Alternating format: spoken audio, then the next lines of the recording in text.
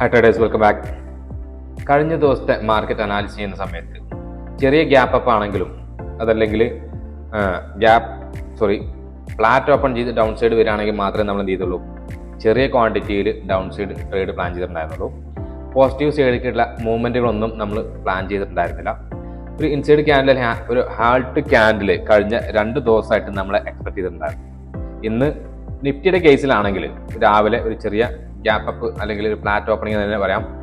അതിനുശേഷം എന്ത് ചെയ്തു, ചെറിയൊരു cell of candle, first candle ഒരു റെഡ് ക്യാൻഡിൽ കാണിച്ച് 5 മിനിറ്റിന് ഒരു ക്യാൻഡിൽ റെഡ് ക്യാൻഡിൽ കാണിച്ച് ഒരു ഡബിൾ ബോട്ടം ക്രിയേറ്റ് ചെയ്ത് പതിയെ നിഫ്റ്റി എന്ത് ചെയ്തു, പുതിയ ഉയരങ്ങളിലേക്ക് അല്ലെങ്കിൽ ഒരു 0.8% അല്ലെങ്കിൽ 0.9% അപ്പിലാണ് ഇന്ന് ക്ലോസ് ചെയ്തിട്ടുള്ളത്.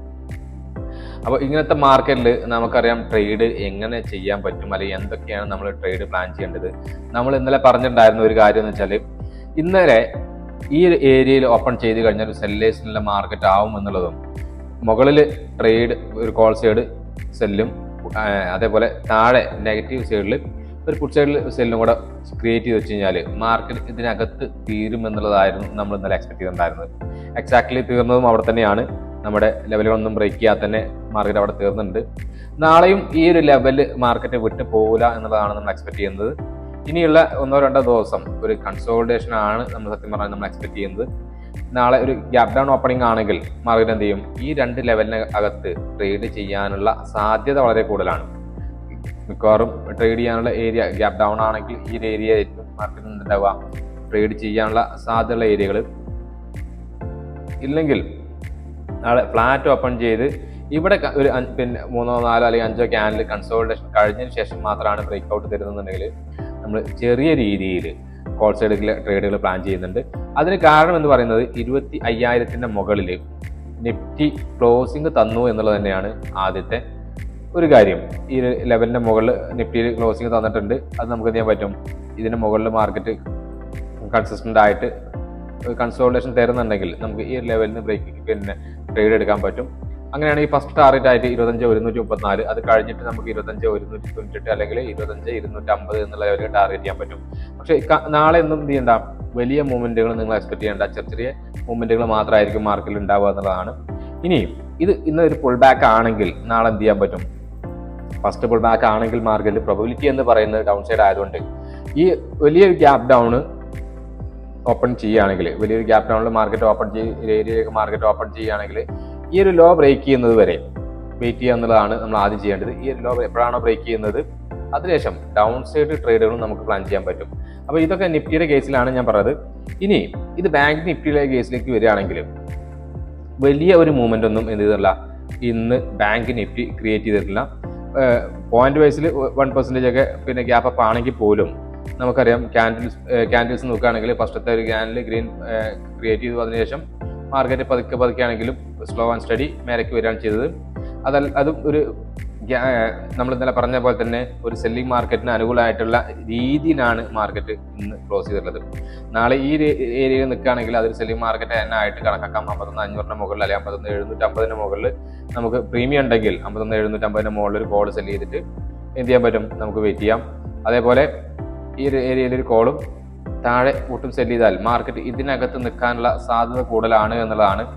അപ്പം ഇത് ഫ്ലാറ്റ് ഓപ്പൺ ചെയ്താലും ചെറിയ ഗ്യാപ് ഡൗൺ ആണെങ്കിലും ഇങ്ങനെ തന്നെയാണ് പ്ലാൻ ചെയ്യുന്നത്. ഇനി അതല്ലാത്തൊരു കേസിലാണെങ്കിൽ നമുക്ക് എന്ത് ചെയ്യാൻ പറ്റും, നെഗറ്റീവ് ഓപ്പണിംഗ് ചെയ്ത് മാർക്കറ്റ് ഈ ഒരു ട്രെൻഡ് ലൈനൊക്കെ ബ്രേക്ക് ചെയ്ത് താഴെ വരികയാണെങ്കിൽ, നെഗറ്റീവ് ഓപ്പണിംഗ് വന്നു അതിനുശേഷം റീടെസ്റ്റ് കണ്ടിന്യൂഷനിൽ ഈ ഒരു ലെവൽ ബ്രേക്ക് ചെയ്യുന്ന സമയത്ത് 55,555 ലെവൽ ബ്രേക്ക് ചെയ്യുകയാണെങ്കിൽ ഫസ്റ്റ് ടാർഗറ്റ് ആയിട്ട് ഈ ലെവൽ വെക്കുന്ന രീതിയിൽ 50,279 അല്ലെങ്കിൽ അത് കഴിഞ്ഞ 49,860 വരെ 50 എന്ന ലെവലൊക്കെ ടാർഗറ്റ് ചെയ്ത് നമുക്ക് ചെയ്യാൻ പറ്റും. ഫുഡ് സർക്കിളിലെ ട്രേഡുകൾ പ്ലാൻ ചെയ്യാൻ പറ്റും. ഇനി മുകൾക്കാണെങ്കിൽ ചെറിയ മൂവ്മെന്റ് ആണെങ്കിൽ പോലും എന്ത് ചെയ്യാൻ പറ്റും, നിങ്ങൾക്ക് ഈ ഒരു ലെവൽ ഇവിടെ കൺസോളിഡേറ്റ് ചെയ്ത് കയറി പോകുന്ന സമയത്ത് മേലക്കുള്ള ട്രേഡുകളും ചെറിയ രീതിയിലുള്ള ചെറിയ റിസ്ക് എടുത്ത് ട്രേഡ് പ്ലാൻ ചെയ്യാൻ പറ്റും. ഫസ്റ്റ് ടാർഗറ്റ് ആയിട്ട് നമുക്ക് പ്ലാൻ ചെയ്യാൻ പറ്റുന്ന ഏരിയ 51,500 ആണ്. അത് കഴിഞ്ഞ് 51,750, അത് കഴിഞ്ഞ് 51,950 എന്നുള്ള ലെവലുകൾ ടാർഗറ്റ് ചെയ്ത് ചെയ്യാം. നമുക്ക് കോൾ സർക്കിളിലെ ട്രേഡുകളും പ്ലാൻ ചെയ്യാം. നമുക്കൊരു മാർക്കറ്റിൽ ഇപ്പം ചെറിയ രീതിയിലുള്ള അല്ലെങ്കിൽ ലോങ് ടൈമിൽ ഇൻവെസ്റ്റ് ചെയ്യാൻ പറ്റുന്ന ഒരു ഓപ്പർച്യൂണിറ്റി ആയിട്ടാണ് ഇപ്പോൾ കണക്കാക്കാൻ പറ്റുക. വലിയ തോതിലുള്ള അല്ലെങ്കിൽ വലിയ ക്യാപിറ്റൽ എന്ത് ചെയ്യാൻ പറ്റില്ല, ഇപ്പോൾ ഡിപ്ലോയ് ചെയ്യാൻ പറ്റില്ല. കാരണം മാർക്കറ്റ് ഒരു ട്രെൻഡ് റിവേഴ്സിൽ നമുക്ക് ഇതിൽ തന്നിട്ടില്ല. ഒരു പ്രോപ്പർ ട്രെൻഡ് റിവേഴ്സിൽ തരികയാണെങ്കിൽ എന്ത് ചെയ്യാം, നമുക്ക് മേലക്കുള്ള ട്രേഡുകൾ പ്ലാൻ ചെയ്ത് എടുത്തു തുടങ്ങാം. പക്ഷേ നമുക്ക് എന്ത് ചെയ്തില്ല, ഇപ്പം ഉണ്ടാക്കിക്കൊണ്ടിരിക്കുന്നത് ഒരു പുൾ ബാക്ക് ആയിട്ട് കണക്കാക്കാനേ പറ്റുള്ളൂ. ഫസ്റ്റ് പുൾ ബാക്ക് ആണ് എന്നുള്ള ലെവലിലേ നമുക്ക് എന്ത് ചെയ്യാൻ പറ്റുള്ളൂ, മാർക്കറ്റിനെ കൺസിഡർ ചെയ്യാൻ പറ്റുള്ളൂ. ഇതിന് മുമ്പത്തെ എല്ലാ ദിവസവും ക്യാൻഡിൽസ് നിങ്ങൾ നോക്കിക്കഴിഞ്ഞാൽ നമുക്ക് ഏകദേശം ഐഡിയ കിട്ടും. വലിയ സെൽ ഓഫിന് ശേഷം ഒരു പുൾ ബാക്ക് ഉണ്ടായിട്ടുണ്ട്, അല്ലെങ്കിൽ ഇൻസൈഡ് ക്യാൻഡിൽ ഉണ്ടായിട്ടുണ്ട്. അതിനുശേഷം ക്രിയേറ്റ് ചെയ്ത, ഇപ്പോൾ കഴിഞ്ഞ ഒരു ക്യാൻഡിലിന് ശേഷം ക്രിയേറ്റ് ചെയ്ത ഒരു ഫോർമാറ്റ് എന്ന് പറയുന്നത് ഫസ്റ്റ് പുൾ ബാക്ക്, അതിനുശേഷം ഗ്യാപ്പ് അപ്പ്, പിന്നെ സെൽ ഓഫ്, വീണ്ടും ഒരു കൺസോൾട്ടേഷൻ, അതിനുശേഷമാണ് ബ്രേക്ക് ഔട്ട് എന്നുള്ളത്. ഈ ഒരു ഏരിയയൊക്കെ നോക്കുകയാണെങ്കിലും എന്ത് ചെയ്തിട്ടുണ്ട്, മാർക്കറ്റ് സെയിം സിനാരിയോ ആണ് ക്രിയേറ്റ് ചെയ്തിട്ടുള്ളത്. അപ്പോൾ ഇതിനു മുമ്പ് നോക്കുകയാണെങ്കിൽ ഈ ഏരിയക്കാണെങ്കിലും gap up open inside candle ചെയ്തു, അതിനകത്ത് അടുത്ത ദിവസം ട്രേഡ് ചെയ്യുന്നത് സൈഡ് വൈസ് ആണ്. അപ്പോൾ ഇത്തരത്തിൽ മാർക്കറ്റ് മൂവ് ചെയ്യാനുള്ള സാധ്യത കൂടുതലാണ് എന്നുള്ളതുകൊണ്ടാണ് നമുക്ക് എന്ത് ചെയ്യുന്നത്, നമ്മൾ പുൾ ബാക്കിന് ശേഷമുള്ളത് ഒരു സൈഡ് വൈസ് മാർക്കറ്റായിട്ട് കണക്കാക്കുന്നത്. അപ്പോൾ നിങ്ങൾ നോക്കേണ്ടത് വെച്ചാൽ മാർക്കറ്റിൻ്റെ മൂവ്മെൻറ്റ് ഇപ്പം 2 ദിവസം അല്ലെങ്കിൽ 4-5 ദിവസമായിട്ട് മാർക്കറ്റ് നന്നായിട്ട് ഡൗൺ സൈഡ് വരുന്നുണ്ട്. നമ്മൾ എക്സ്പെക്ട് ചെയ്യുന്നത് ഈ ഒരു ലെവലിൽ മാർക്കറ്റ് വന്ന് കൺസോൾഡേറ്റ് ചെയ്യും.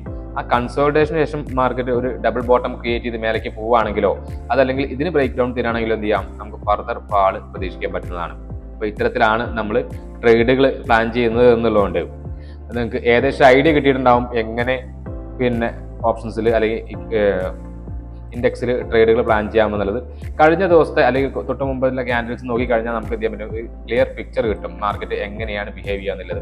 അപ്പോൾ ഇവിടെ ഈ ഏരിയയിലൊക്കെ നോക്കിയാൽ മതി, ഒരു പുൾ ബാക്ക്, അതിനുശേഷം വീണ്ടും നെഗറ്റീവ്, ആ ഒരു കൺസോൾട്ടേഷൻ ഒരു 4-5 ദിവസം ഉണ്ടായതിനു ശേഷം മാത്രമാണ് എന്ത് ചെയ്തത്, മാർക്കറ്റിൽ മൂവ്മെന്റ് ഉണ്ടായിട്ടുള്ളത്.